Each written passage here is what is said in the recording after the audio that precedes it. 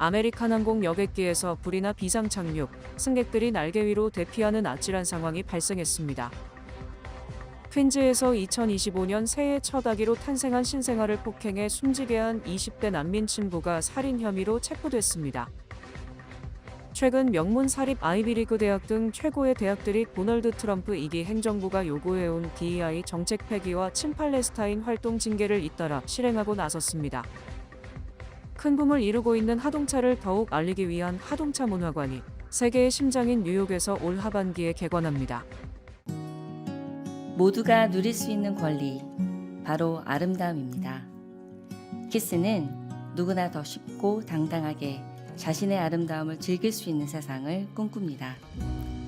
키스는 우리 모두의 미래가 더 아름답게 빛날 수 있도록 최선을 다할 것입니다.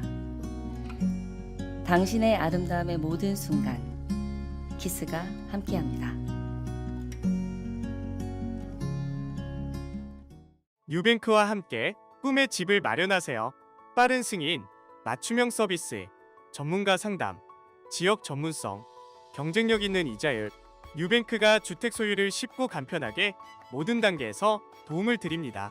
지금 바로 가까운 뉴뱅크 지점을 방문해서 홈모기지 대출 상품에 대해 문의하세요.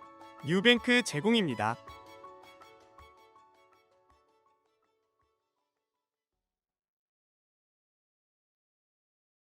올 들어 크고 작은 항공기 사고가 끊이지 않는 가운데 어제는 여객기에서 불이나 비상 착륙, 승객들이 날개 위로 대피하는 아찔한 상황이 발생했습니다. 13일 오후 5시 15분쯤 콜로라도 스프링스 공항을 출발, 텍사스 댈러스로 향하던 아메리칸 항공 보잉 737 여객기에서 엔진 진동이 감지돼 덴버 국제공항에 비상 착륙했습니다. 하지만 비상 착륙에 성공한 이 여객기는 활주로를 따라 게이트로 이동하던 중 엔진에서 불이 났고 승객과 승무원들은 탈출용 슬라이드를 통해 긴급 탈출하는 소동이 벌어졌습니다. 또 슬라이드로 탈출하지 못한 승객 일부가 비상구를 통해 비행기 날개 위로 올라가 안타깝게 구조를 기다리는 상황이 연출됐습니다. 아메리칸 항공 측은 공항 게이트를 향해 이동 중 엔진과 관련한 문제가 발생했으며 승객 172명과 승무원 6명은 비행기에서 내려 터미널로 이동했다고 설명했습니다. 다행히 발빠른 비상 착륙과 공항 소방대의 화재 진압으로 대형 참사는 피했지만 대피 과정에서 승객 등 12명이 경상을 입었습니다. 미국에서는 지난 1월 29일 워싱턴 DC 로넬드 레이건 공항 근처에서 여객기와 군용 헬기가 충돌, 67명이 숨지는 등 항공기 참사가 잇따르고 있습니다. 퀸즈에서 2025년 새해 첫 아기로 탄생한 신생아를 폭행해 숨지게 한 20대 난민 친부가 살인 혐의로 체포됐습니다. 나소 카운티 경찰에 따르면 20세 마를론 라바날레스는 2개월 된 신생아를 숨지게 해 2급 살인 혐의로 기소됐습니다. 지난 7일 신고받고 나소 카운티 이노드 지역에 위치한 주택에 도착한 나소 카운티 구급대는 심장마비 상태인 2개월 된 신생아를 발견했습니다. 경찰에 따르면 이 아이는 경추 손상, 뼈 골절, 결막하 출혈, 갈비뼈 골절 등 여러 가지 부상을 입은 상태였다고 밝혔습니다. 친부는 주먹으로 아이의 얼굴과 복부 등을 치고 격렬하게 아이를 흔들고 침대에 던졌습니다. 주먹으로 아이의 가슴을 강하게 누르기도 했습니다. 이로 인해 아이의 갈비뼈가 부러졌습니다. 라바날레스는 자신의 아이가 아니라는 의심이 들면서 아이에 대한 애정을 잃었고 적대감을 갖게 됐다고 경찰에 진술했습니다. 라바날레스는 2022년에 과테말라에서 불법으로 미국에 입국했습니다. 코네티컷주에서는 20년 넘게 의붓아들을 감금하고 학대한 혐의로 50대 여성이 체포됐습니다. 경찰은 코네티컷 워터베리시에서 30대 의붓아들을 11살 때부터 20년 이상 집에 감금하고 장기간의 학대, 굶주림, 극심한 방치, 비인도적 대우를 가한 혐의로 50대 여성을 체포했습니다. 이 사건은 지난달 17일 해당 집에 발생한 화재를 통해 드러났습니다. 경찰에 따르면 당시 화재 발생 신고를 받고 출동한 경찰과 소방당국은 화재 진압 후 집안에서 2명을 발견했습니다. 한 사람은 당국에 신고한 집주인인 킴벌리 설리번이었고 다른 사람은 설리번의 의붓아들이었습니다. 아들은 경찰 조사에서 자신이 11살 무렵부터 20년간 감금됐고 약 8피트 길이와 9피트 넓이의 작은 방에서 생활했다고 진술했습니다. 그는 라이터와 손세정제, 종이를 이용해 고의로 집에 불을 질렀다면서 자유를 원했다고 방화 이유를 설명했습니다. 경찰은 아들이 20년 이상 감금된 상태에서 최소한의 물과 음식만 받아 먹으며 연명했고 병원이나 치과 치료도 받지 못했다고 전했습니다. 최근 명문 사립 아이비리그 대학 등 최고의 대학들이 도널드 트럼프 2기 행정부가 요구해온 다양성 형평성 포용성 정책 폐기와 친팔레스타인 활동 징계를 잇따라 실행하고 나섰습니다. 연방국토안보부는 13일 저녁 컬럼비아 대학 기숙사를 급습하고 2명의 학생의 기숙사 방을 수색했다고 컬럼비아대 임시총장이 밝혔습니다. 구금된 학생은 없었습니다. 같은 날 트럼프타워 내에서 팔레스타인인 컬럼비아대 대학원생 마흐무드 칼릴의 석방을 요구하며 항의 시위를 벌이던 100여 명이 경찰에 체포됐습니다.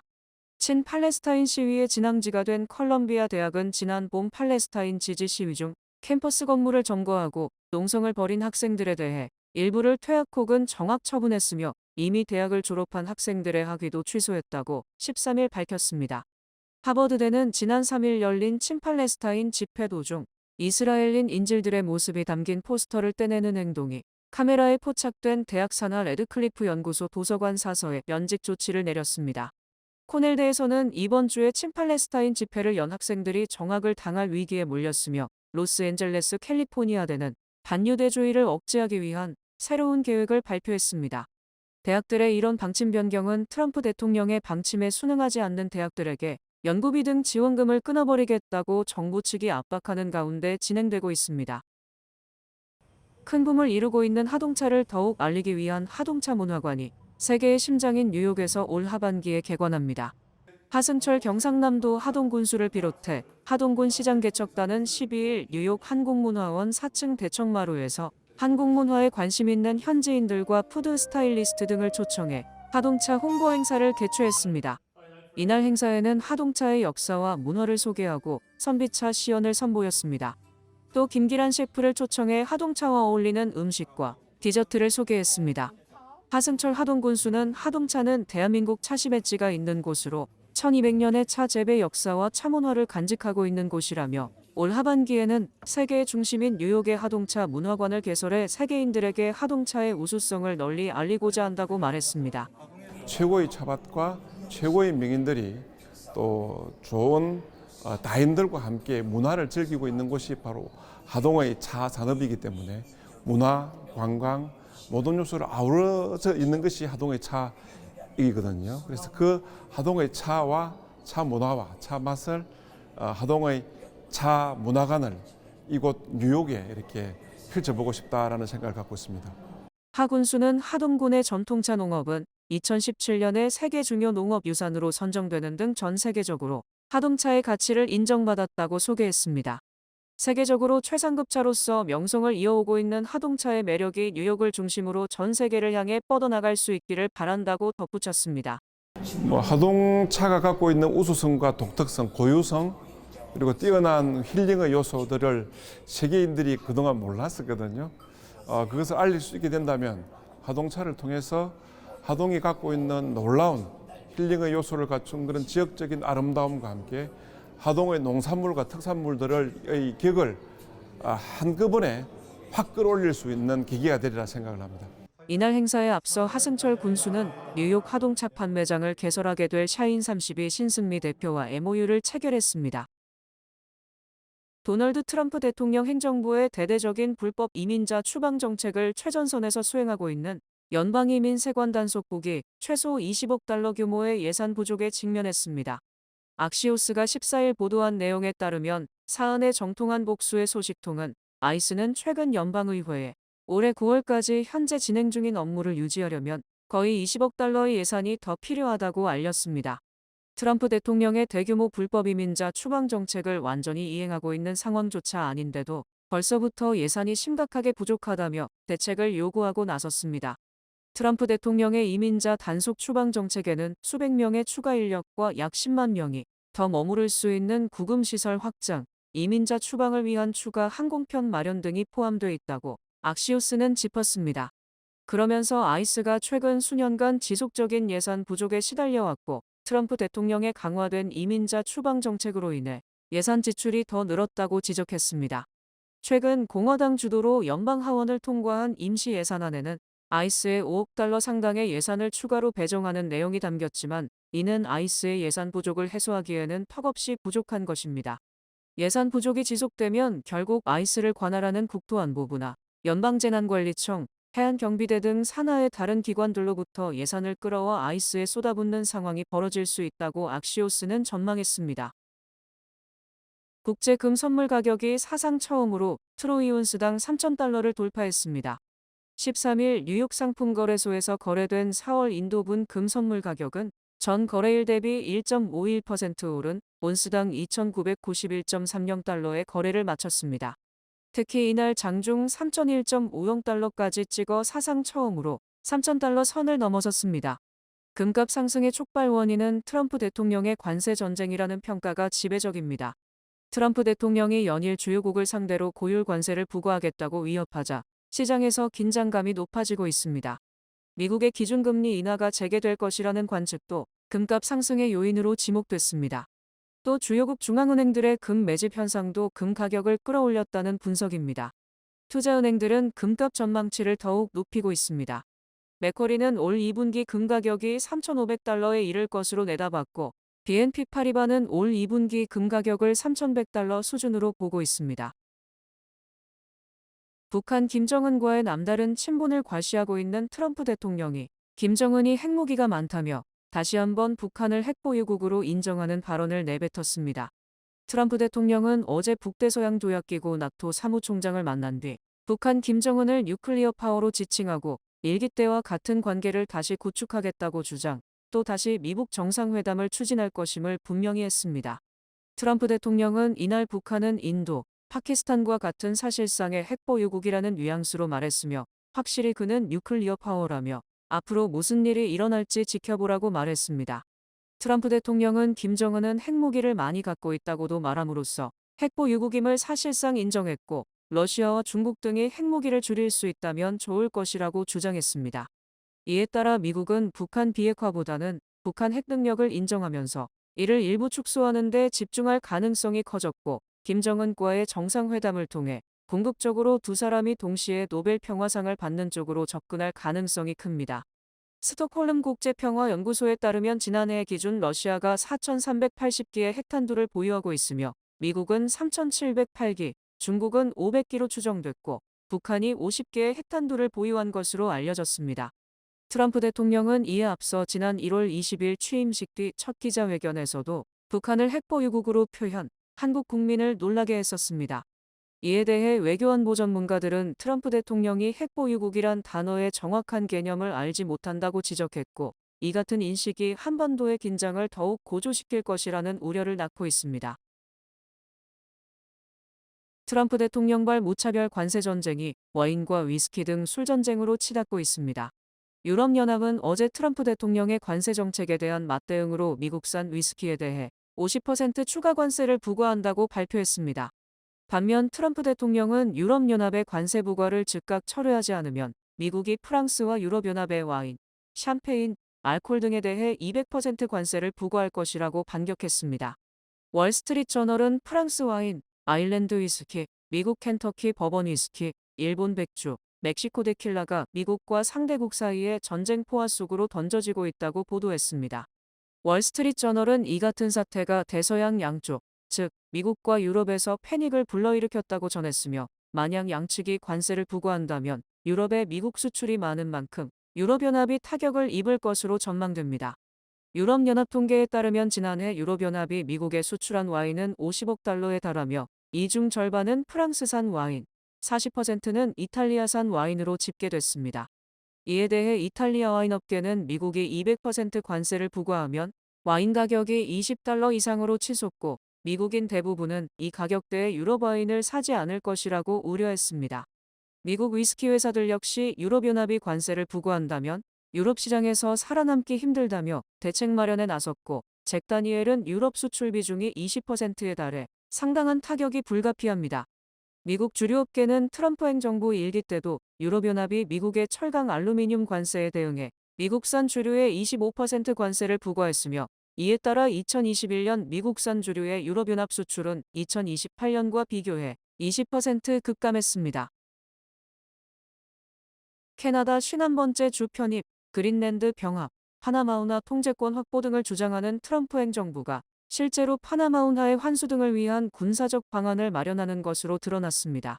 NBC 방송은 트럼프 행정부 관계자를 인용, 백악관이 현재 200명 수준인 파나마 주둔 미군의 증강 방안을 마련하라고 국방부에 지시했다고 보도했으며, 이는 파나마운하 통제권 확보를 위한 것으로 풀이됩니다. 이에 따라 미국 남부사령부는 비무장 국가인 파나마에서 군대 역할을 하는 공공부대와의 협력 강화 등 다양한 방안을 검토 중인 것으로 알려졌습니다. 미국은 실제 지난 1989년 독재자 마뉴엘 노리에가를 마약 밀매 혐의로 체포하기 위해 파나마를 침공하기도 했었습니다. 국방부는 미국 선박의 안전한 통행 보장과 같은 기본적인 임무부터 파나마운하 환수까지 다양한 단계의 목표를 순차적으로 검토하고 있습니다. 특히 파나마 각 항구에 배치된 미군을 증강하는 방안, 파나마운항의 기술적 운영에 미군이 직접 관여하는 방안도 고려 중이며, 심지어 파나마에 미군 훈련소를 세우는 방안도 고려하고 있습니다. 이에 따라 미국이 파나마운하를 강제로 확보하는 것이 아니냐는 국제사회의 우려가 커지고 있지만, 미국은 파나마 주둔 미군 증강은 전쟁 등 미국에 대한 위협이 발생할 경우 운하를 확보하고 중국의 접근을 차단하기 위한 준비라고 의미를 축소하고 있습니다. 파나마는 지난 1903년 사실상 미국이 파나마운하 운영을 맡기기 위해 콜롬비아에서 독립시킨 국가이며, 그 뒤 계속 미국이 파나마운하 관리권을 행사하다 1999년 파나마의 운영권을 돌려줬습니다. 미국 경제 건정성과 불확실성에 대한 우려가 커지면서 달러화가 약세를 보일 것이라는 전망이 제기됐고, 이에 따라 원달러 환율도 하락할 것으로 예상됩니다.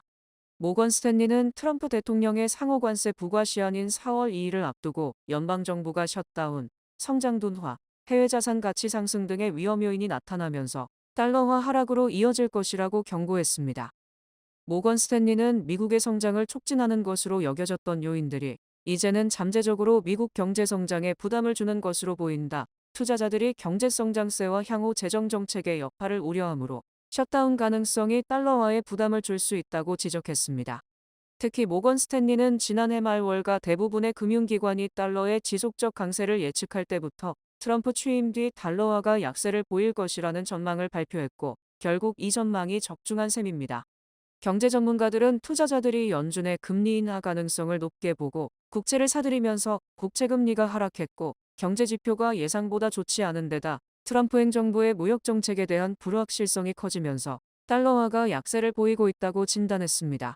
모건 스탠리는 엔화가 달러화 대비 2%, 유로화와 파운드화는 약 3% 더 오를 것으로 예상했으며, 특히 엔화는 올 들어 달러화 대비 6.5% 상승, 주요 6개국 통화 대비 가장 큰 오름세를 보였습니다. 또 블룸버그가 발표한 달러 건정성 지표는 올 들어 지금까지 3% 이상 하락했으며, 이는 글로벌 금융위기가 발발했던 2008년 이후 가장 큰 하락폭입니다. 한편 한때 1490원까지 치솟았던 원달러 환율은 지난달 말 1435원까지 하락했으며, 현재는 1450원대에서 횡보하고 있습니다. 뱅크 오브 호프가 드리는 경쟁력 있는 이자율의 12개월 정기 예금 상품, 가까운 뱅크 오브 호프 지점에서 만나보세요. 이 프로그램은 희망을 설계하는 전문가들의 은행, 뱅크 오브 호프 제공입니다. 주요 단신 전해드립니다. 배우 김수현이 고 김세론 사망과 관련한 여러 의혹에 대해 공식 입장을 발표하겠다고 예고했지만, 논란을 제대로 해명하지 못할 경우 약 200억 원에 달하는 위약금을 내야 할 것으로 전망됩니다. 트럼프 대통령이 저물가와 경제 성장을 장담했지만 물가는 여전히 높은 수준이며, 그의 오락가락 관세 정책에 미국인들이 우려하는 목소리가 커지고 있습니다. 노동부의 발표에 따르면 지난주 신규 실업수당 청구 건수는 한 주 전보다 2,000건 감소한 22만 건이며, 계속 실업수당 청구 건수는 주간 187만 건으로 직전 주보다 2만 7천 건 감소했습니다. 메트로폴리탄 교통공사 데이터에 따르면 교통혼잡세 시행이 시작된 지난 1월 링컨 터널 통과 시간은 이전 대비 17% 감소했고, 폴랜드 터널은 48% 감소했습니다. 사우스웨스트 항공이 현재 모든 승객이 수화물 2개까지 무료로 보낼 수 있지만 5월부터 일부 특정 회원과 비즈니스 셀렉트 승객을 제외하고 수화물의 추가 요금을 부담해야 한다고 밝혔습니다. 자동차 전문 매체 오토모티브 뉴스에 따르면 지난 1월 테슬라의 미국 판매량이 전년 대비 11%포인트 급감했으며 중국은 49%, 유럽은 45% 급감하는 등 세계 도처에서 일론 머스크 테슬라 최고 경영자에 대한 반감으로 테슬라 판매가 급감하고 있습니다. 재미 한인과학기술자협회가 4학년부터 11학년을 대상으로 하는 제25회 전국 수학 및 물리 경시대회를 오는 4월 5일 개최합니다. 경시대회 등록은 오는 31일까지 웹사이트에서 신청 가능합니다. 캘리포니아주 샌프란시스코 연방법원의 윌리엄 엘서프 판사는 트럼프 행정부가 지난달 대거 해고한 연방기관 수습 직원들의 복직을 명령했습니다. 날씨 전해드립니다. 토요일인 내일은 오전에 보슬비가 내리겠습니다. 낮 최고 기온은 55도, 최저 기온은 52도입니다. 해 뜨는 시간은 7시 8분, 해 지는 시간은 7시 2분입니다. 이상으로 주간 날씨와 세계 날씨 전해드립니다.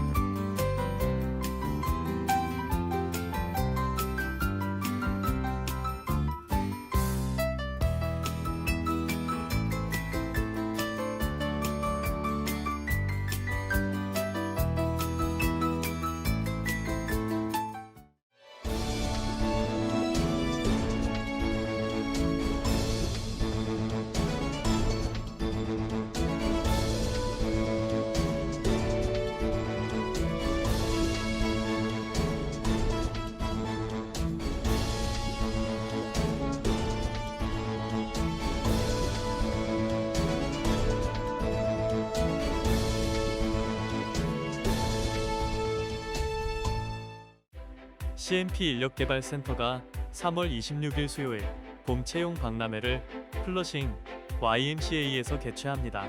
뉴욕시정부 기관들과 헬스케어, 비영리 기관, 서비스 직종 등 40여 기업 및 기관이 채용 박람회에 참가합니다.